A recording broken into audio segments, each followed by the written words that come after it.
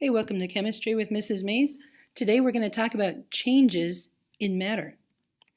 So it's important to distinguish between a chemical change and a physical change. A physical change is an alteration in a substance that does not change its chemical composition.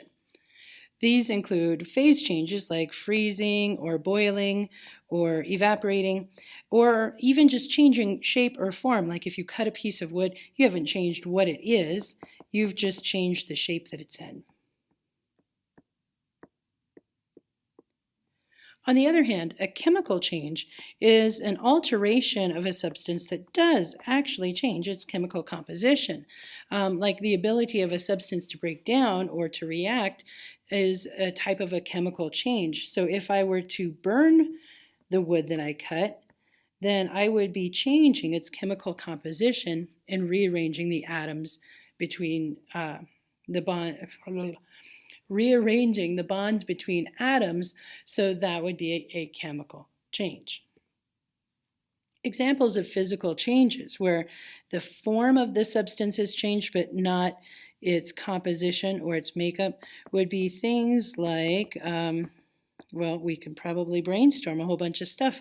So I can wad up a piece of paper. The paper looks different now, but it's still paper, right? It's just in a different shape.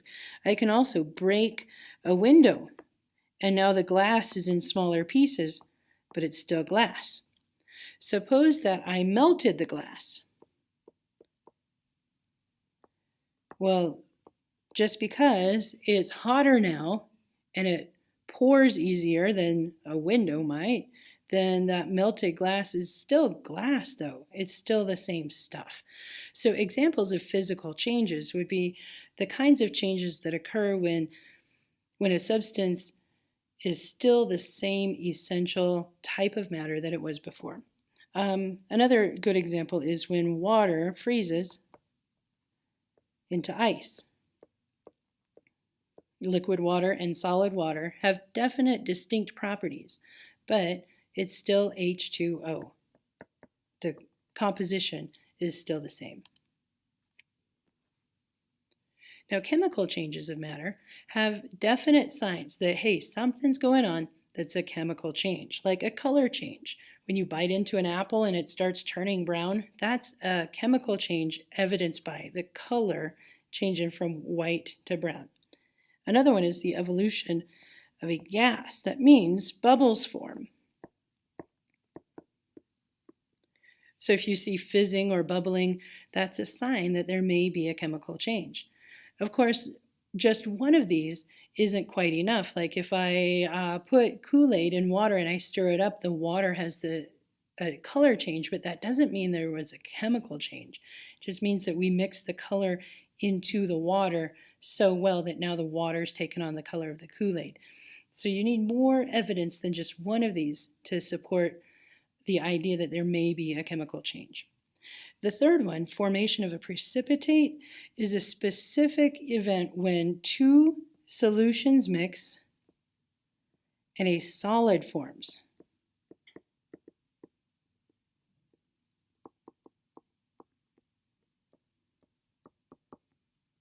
So that would be kind of an interesting event. If you pour two liquids together that you think, oh, this looks like water and this looks like water, and you pour them together and a solid comes out.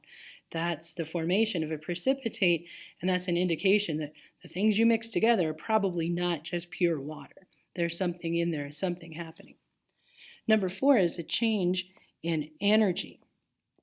Most reactions, most chemical changes either release heat or they absorb heat. Sometimes we even get light or sound also when the energy moves in or out from the chemical bonds. And then finally, number 5, sometimes a reaction will have a pH change if the things that are reacting are acids or bases. So in a chemical reaction, we have some common things to look for. Sorry for overlapping words. This one says reactants. The reactants are the things that go into the reaction. This is what's going in. So in this reaction, we have aluminum reacting with iron 3 oxide. And then this triangle up above, the arrow, is where an indication that we have added heat to make this reaction happen. And then the arrow itself, sorry, things got shifted. This is called the yields arrow. It's not an equal sign because aluminum is not equal to aluminum oxide or to iron. They're not the same thing.